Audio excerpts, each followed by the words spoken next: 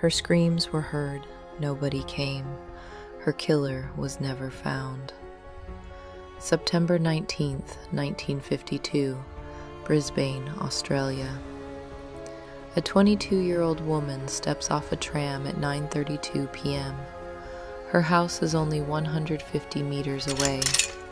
Inside, her mother is waiting, listening for the sound of the garden gate. But Betty Shanks never comes home.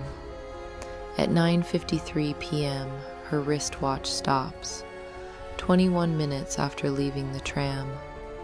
The next morning, her body is found in a nearby yard, just meters from her own front door, a quiet suburban street she had known her entire life. Her name was Betty Shanks, a university graduate, a public servant, quiet, responsible. Her mother later told reporters she was everything a mother could wish for in a daughter. That evening, Betty had attended night classes in the city, a normal routine, one she had done before. She boarded the tram home, got off at the Days Road terminus, and walked into the darkness toward Thomas Street. Then, something happened. Neighbours later reported hearing screams that night, but they assumed it was children playing near the school nearby. No one investigated. No one called police. By morning, Betty was dead. Her belongings were still there, her handbag, her jewelry. Nothing appeared stolen, which immediately raised a question. If this wasn't robbery, then what was it? Police launched what became Queensland's largest criminal investigation at the time.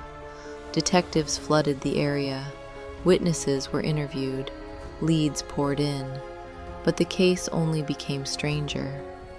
A young woman who had stepped off the same tram said she never heard footsteps behind her. Investigators believed that meant Betty may have stopped for someone, possibly someone she trusted, or someone who approached her before she reached home. Then came the suspects and the theories. Multiple witnesses reported seeing a well-dressed man near the tram stop that night. Some researchers later believed police overlooked him completely. He was never formally treated as a suspect, and eventually died without ever being fully investigated.